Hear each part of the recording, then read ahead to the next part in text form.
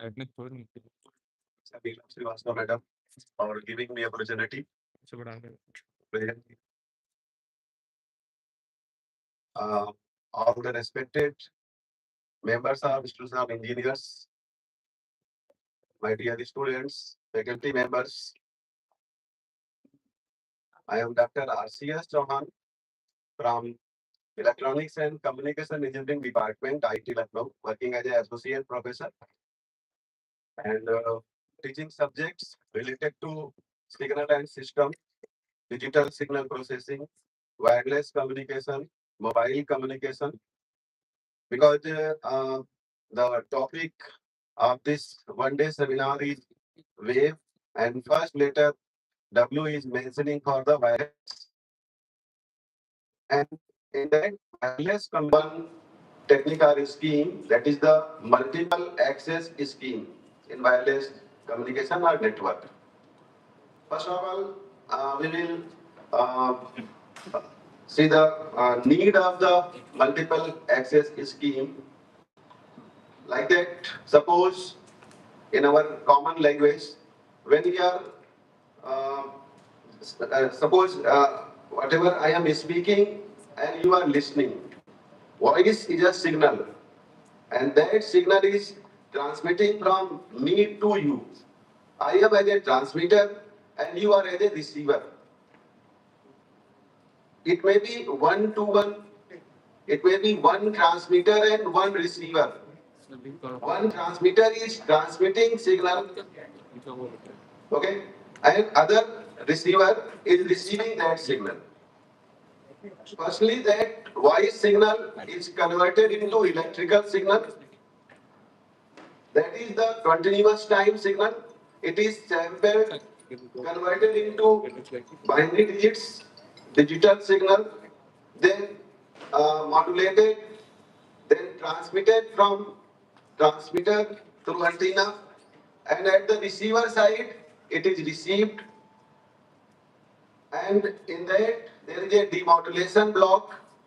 That signal is demodulated, then decoded, and then that binary signal is converted into analog signal. And that analog signal, that is the electrical signal, again reconverted into voice signal. And then you listen that. Here in this hall, you are listening the voice directly. But when we are too much distance between that, then the signal is transmitted from one place to another place. Okay. Then one to one method like this, one transmitter and other receiver. Between transmitter and receiver, there is a one channel. Channel is nothing but the medium.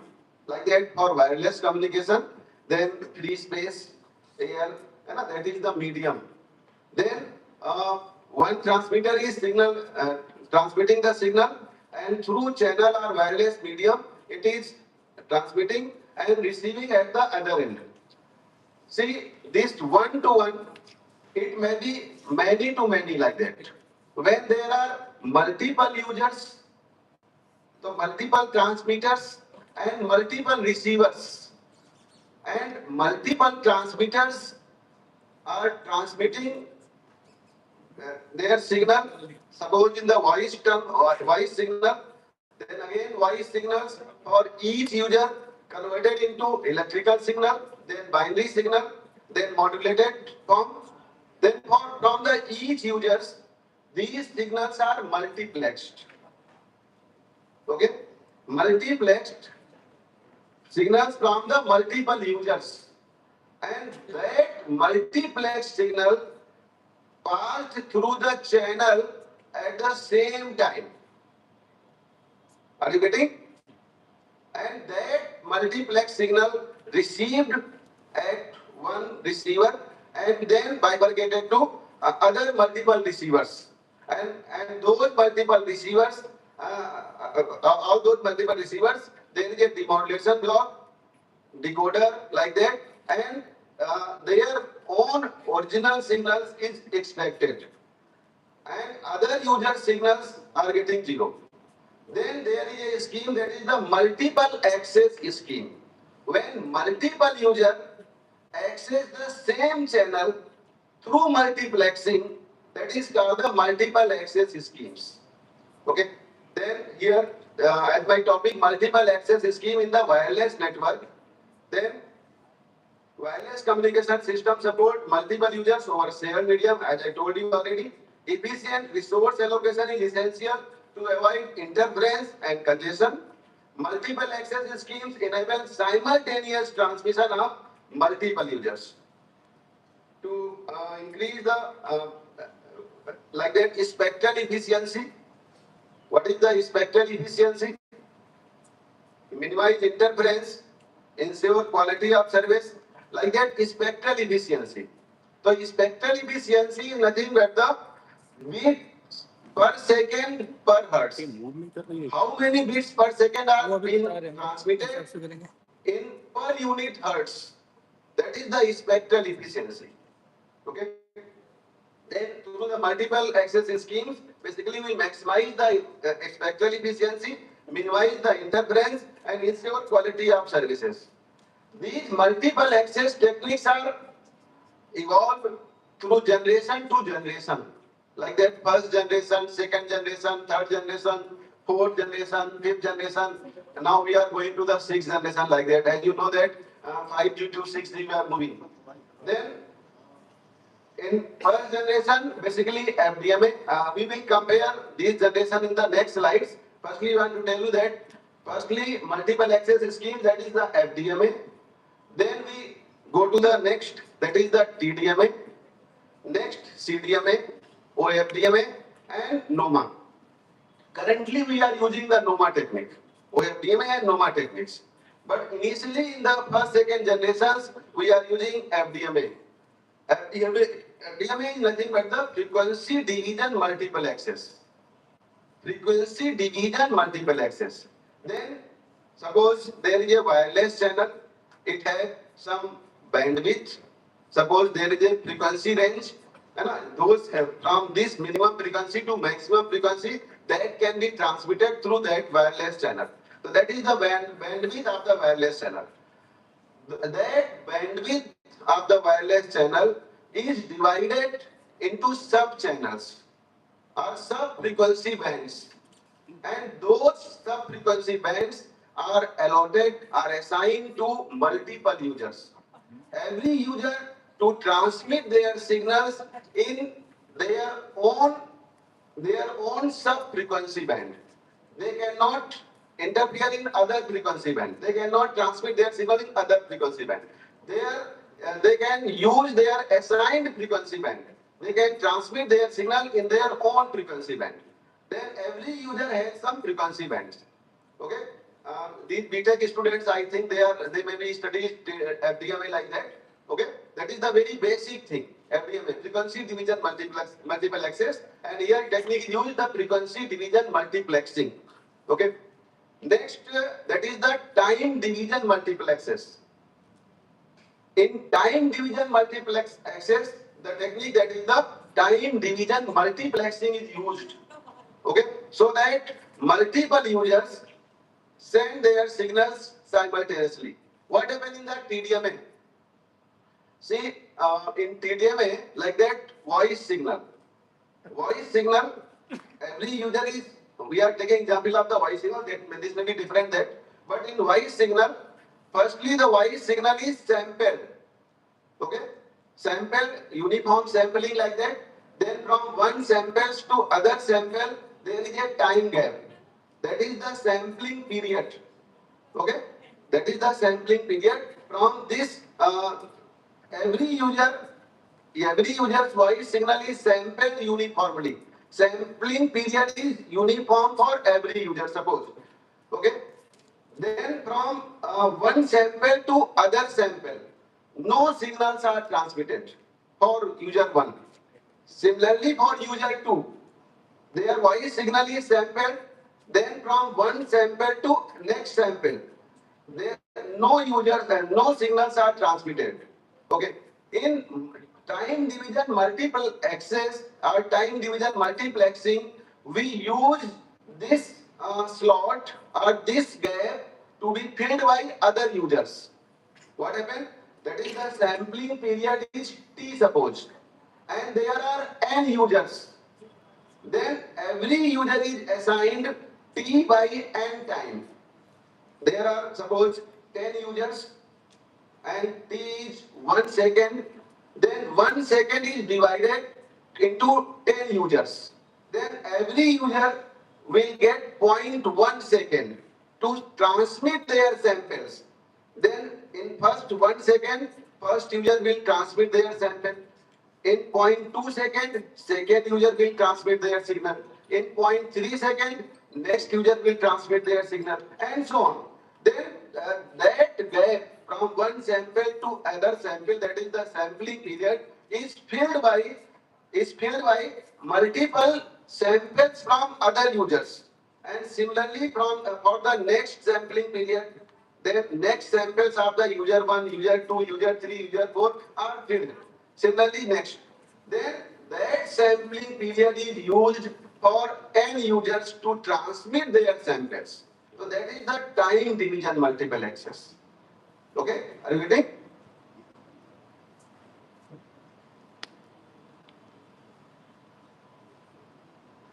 Here, FDMA I told already.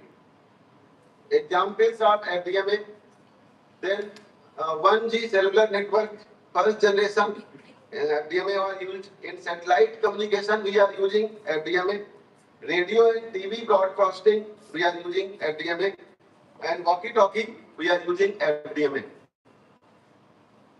TDMA, that is already told you. That is the time slot. Then if there is a T frame, then it is divided by N. Then every user using their own slot. Then T frame by N. As I told you already explained. Examples of TDMA, GSM, that is the second generation cellular network. In satellite communication, we are also using TDMA. Digital enhanced cordless telecommunication, we are using TDMA. And terrestrial truncated radio, we are using TDMA. And Bluetooth. In Bluetooth, we are using TDMA. Next is the code division multiple access. Channel is same, that is the wireless channel. And these are different technology or schemes or techniques which are accessing the same channel by different techniques. Firstly FDMA, then TDMA, now CDMA, code division multiple access. What happens in code division multiple access? Suppose for the same example, there are 10 users, every user transmitting their voice signal. Then their voice signals are firstly sampled, okay, with uniform sampling. T is the capital T is the sampling period, and that sample amplitude at the different time slot, it has some different amplitude, and that amplitude is converted into binary digits.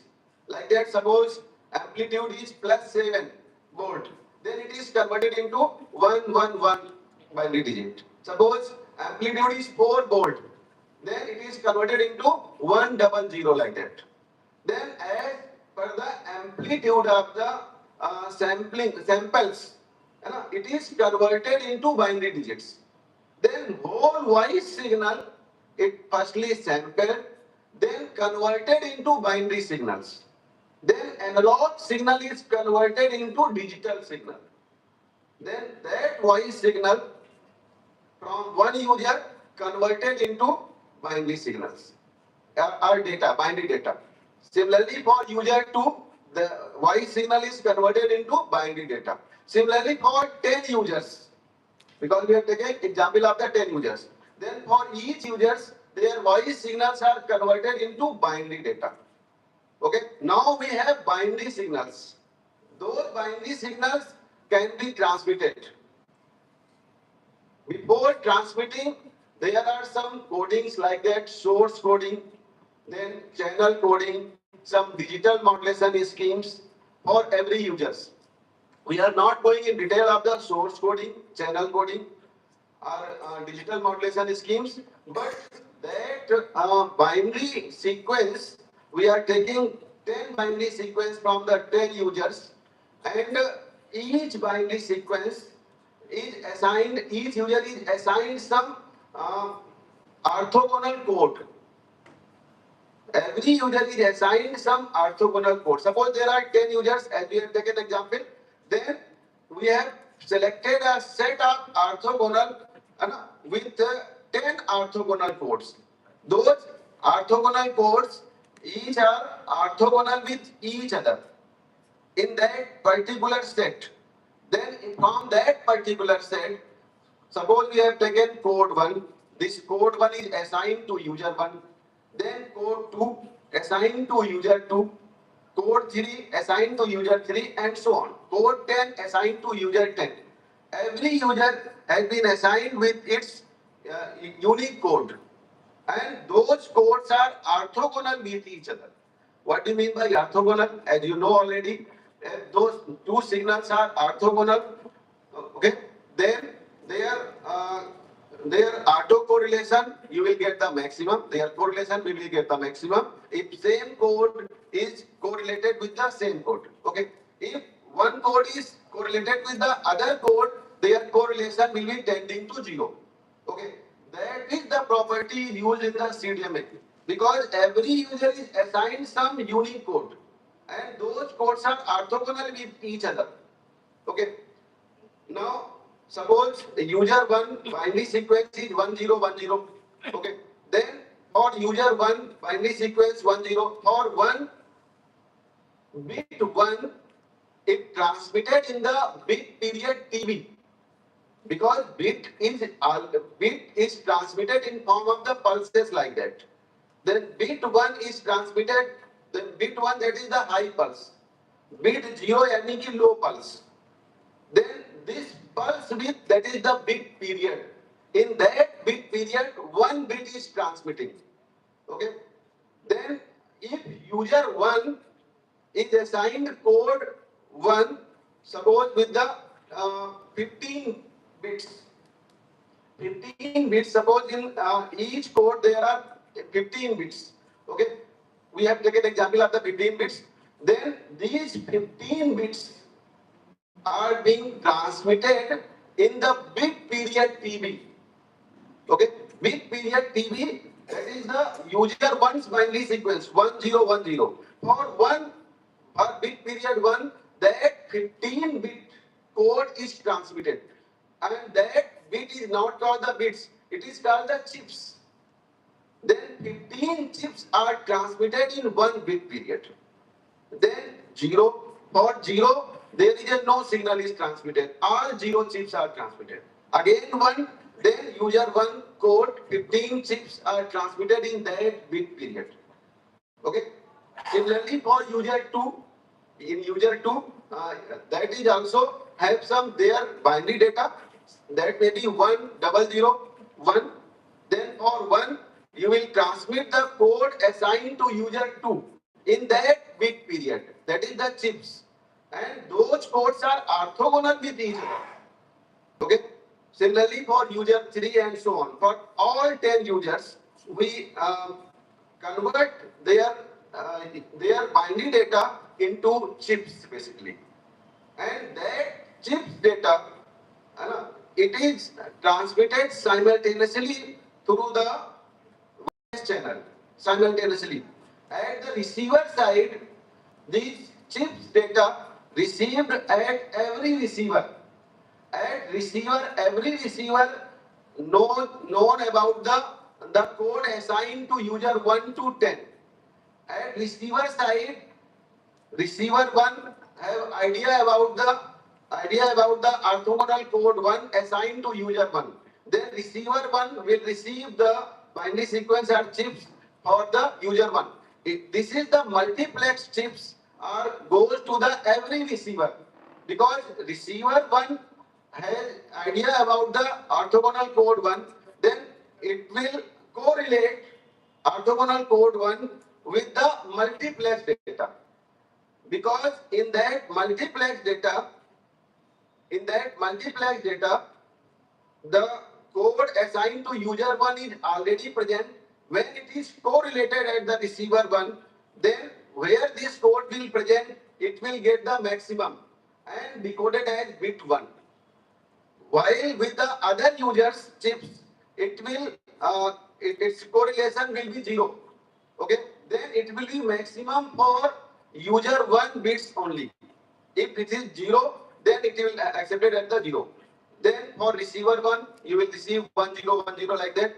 Similarly for receiver 2, it will receive the multiplex chip data, and as per the assigned code 2, it will decode the binary sequence sent from the user 2 to receiver 2 like that. Okay.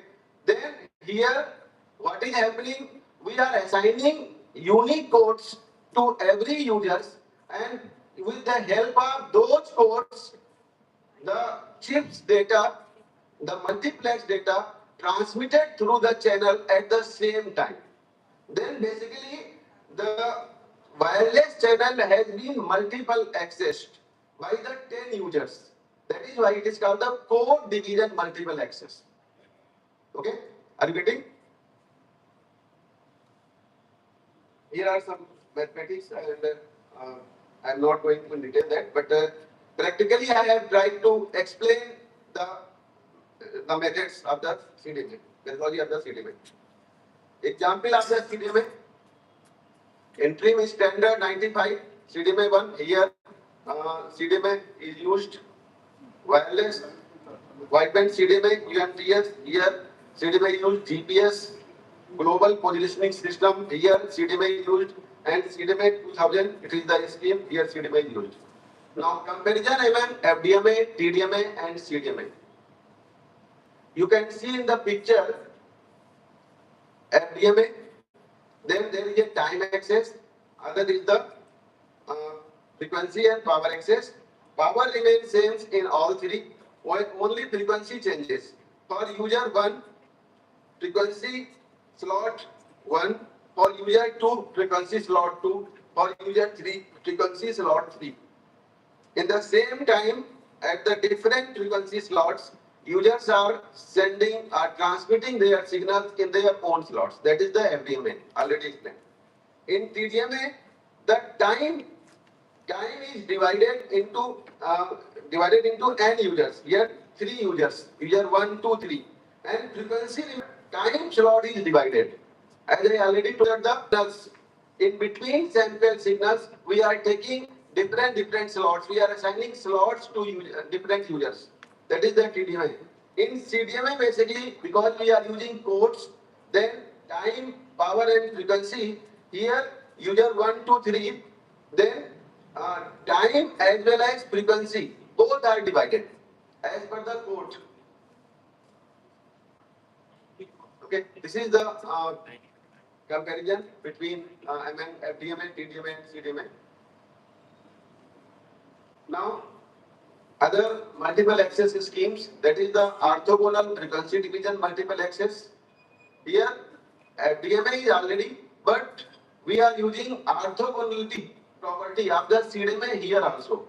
Basically, this is the, you may say, the property of orthogonal codes in the CDMA used with the FDMA. Then another new hybrid scheme, that is the orthogonal frequency division multiple access.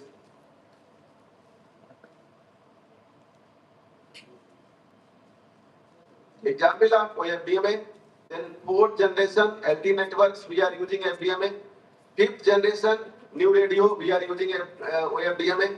Wi-Fi 6, we are using OFDMA. Digital video broadcasting, we are using OFDMA. Next is the space division multiple access. Sir. Its name was the CDMA. That time they are using the CDMA scheme in that. Yes? TDMA. Like वो अभी आगे है. OFDMA generally we are using the mobile communication. Currently we are using the NOMA, non-orthogonal multiple access. Okay. In sequence, because we are trying to explain all the type of multiple access schemes. Here SDMA, space division multiple access schemes. The best example of the space division multiple access scheme, we can understand through the optical fibers. Then we can take this example like that. There is a optical fiber.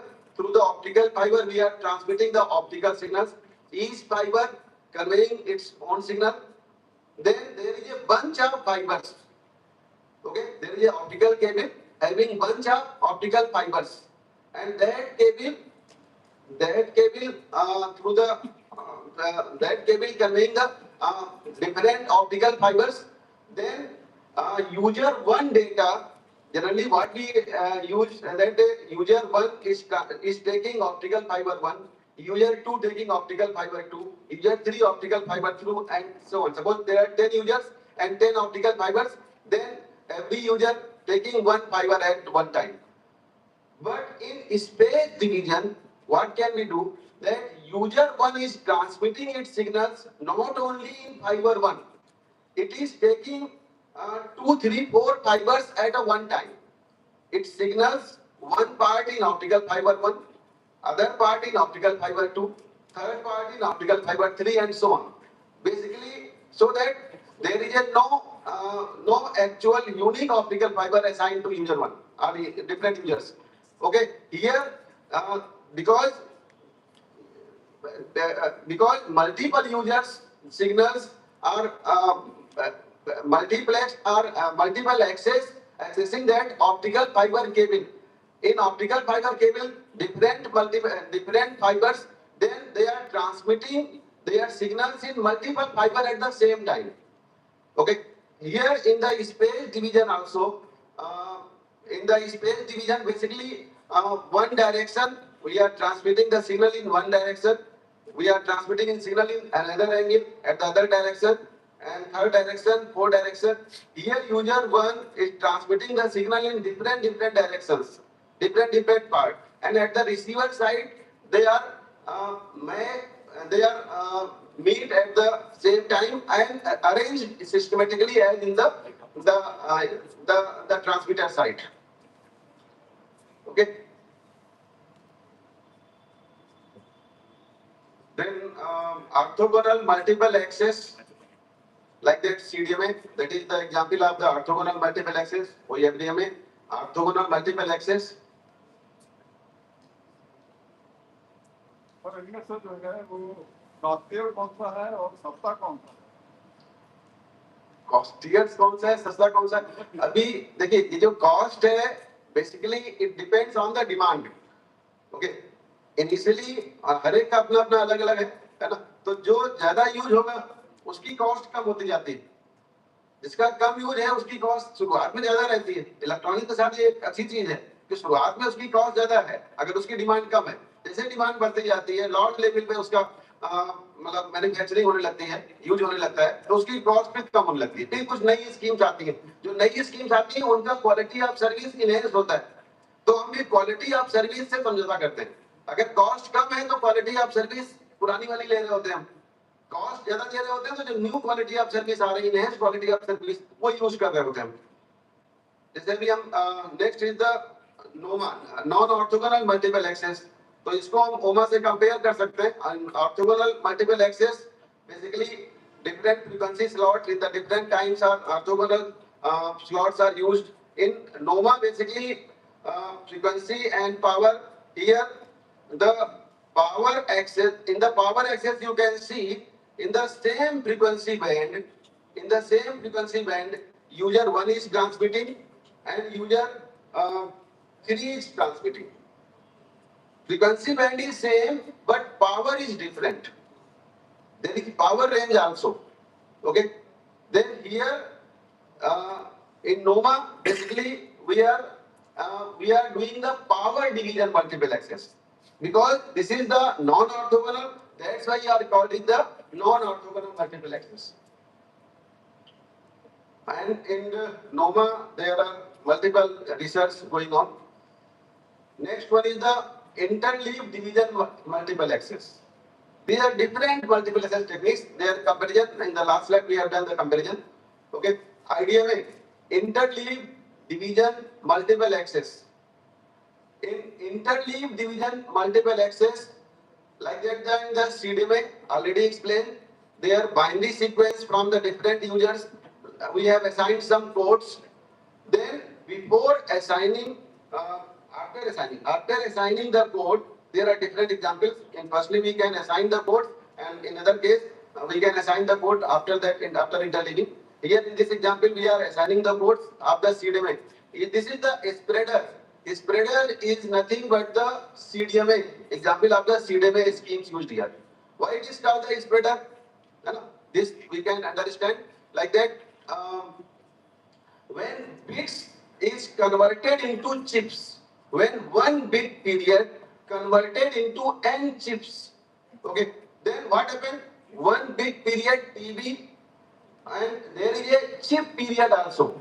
Chip period is nothing but the TB by n. Bit period is divided into n users. Then TB by n, that is the one chip period, TC. So TC is the TB by n. So TC is much less than TB. Okay. Then here TB 1 upon TB corresponding the frequency, and 1 upon TC corresponding to different frequency. Then when bit period is high, then its frequency is low. 1 upon TB is low. TC is very low, then 1 upon TC is very high. Then when we are converting bits to chips, basically we are low frequency to high frequency. We are spreading the frequency bandwidth. When user one binary sequence and having some bandwidth, when we converted into chips, then complete bandwidth has been increased. Then spread spectrum basically communication. That is called the spread spectrum communication also. CDMA. Here spreader is showing that spread spectrum communication. Bits converted into chips and then interleaving. Now chips are interleaving. What is the interleaving? What is the interleaving? In common sense, we can understand.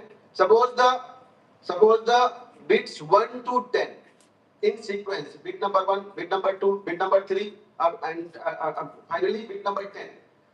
We can intermix these bits. Bit number 1 can be placed at the position of the bit number 5. Bit number 2 can be placed at the bit number 1. Bit number 3 can be placed at the bit number 8. Okay, that interleaving only known to transmitter or user. Okay, then we are changing their positions, changing the position of the bits. That is called the interleaving. To confuse the eavesdropper, okay, we have changed the bit positions. Then bit 1 to 10, there are 10 bits, 10 positions. We are taking sequentially 1 to 10. Now we can change their sequence in the 10 positions. Okay, then that is called the interleaving. Then that interleaving used here. And there are n users, then there are n methods of interleaving. Method 1 assigned to user 1, method 2 assigned to user 2, and so on. Then 10 user, nth user interleaving assigned to user, nth user, like that.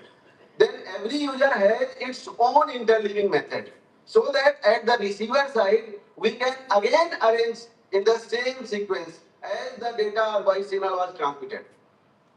Otherwise, you will get the different signal, different message at the receiver side.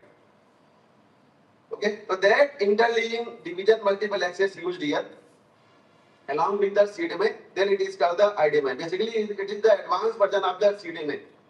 With the interleaving, this is called the interleaved division multiple access. Then NOMA, non-orthogonal multiple access. In CDMA and OFDMA like that, we are using orthogonal ports, okay, orthogonal signals, then orthogonal multiple access. Because here the limitations of the number of ports or number of signals, okay, there is a next scheme, that is the non-orthogonal multiple access. Okay, here through the diagram we can see OMA in the frequency slot, power slot, and every frequency slot, user 1, user 2, user 3, and so on, at the different power.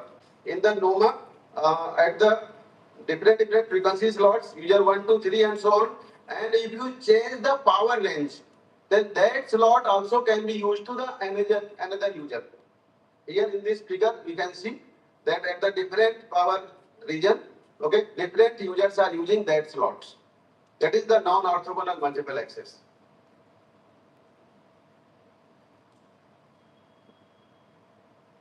Spectral efficiency of MoMA and NOMA has been compared here. Then we can see the spectral efficiency, that is the bit per second per hertz, is better in case of NOMA in comparison to orthogonal multiple access schemes. General comparison of 1G to 6G. Currently we are using the fifth generation mobile communication. Okay. Now after 2030 we will use the 6G. Every 10 years we change the generation. Okay.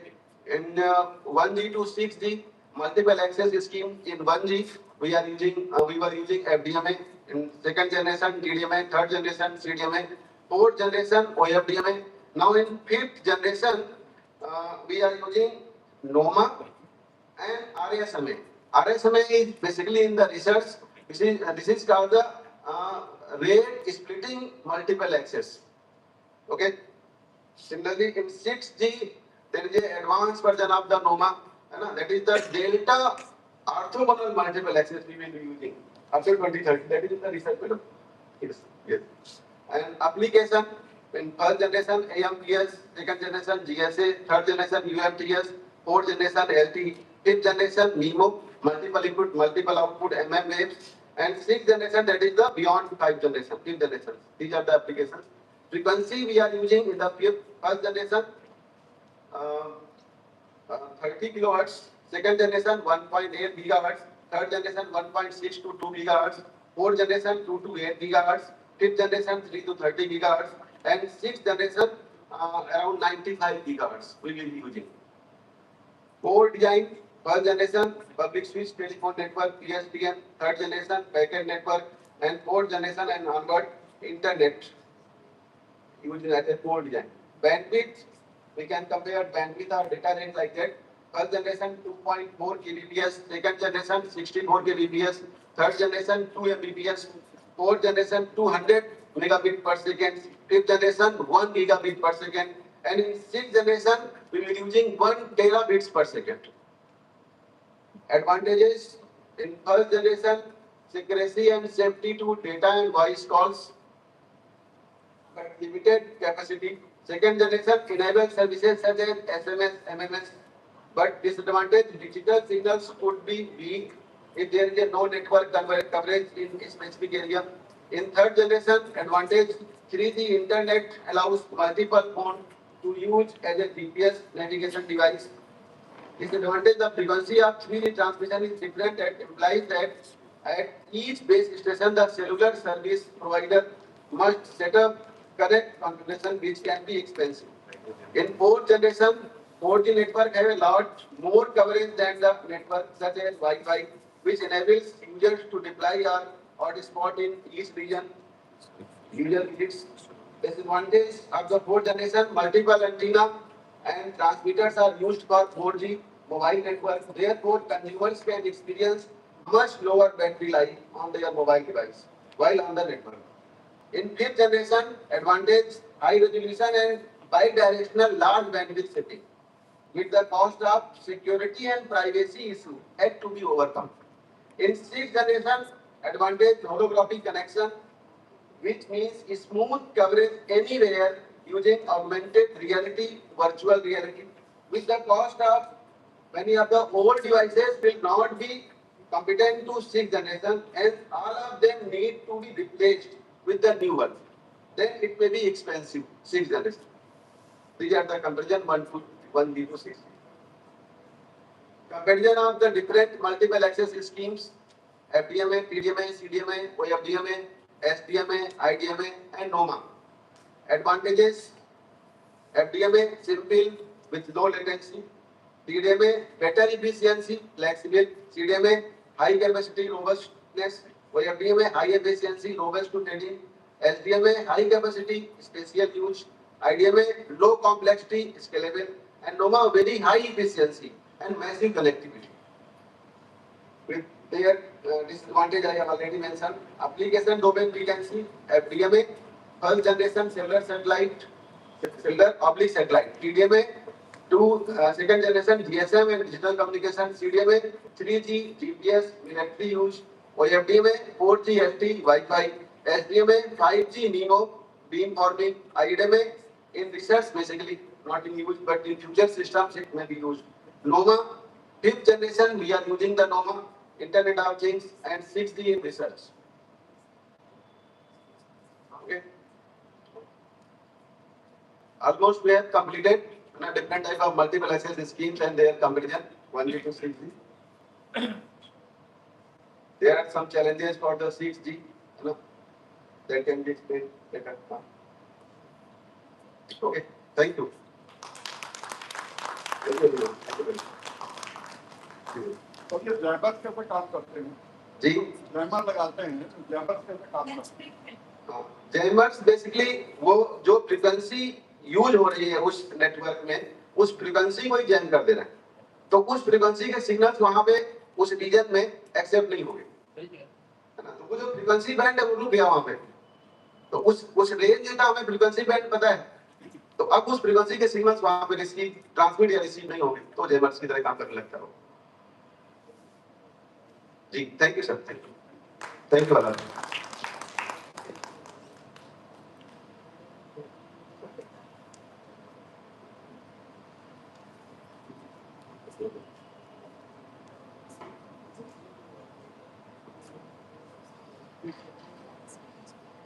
Thank you so much, sir.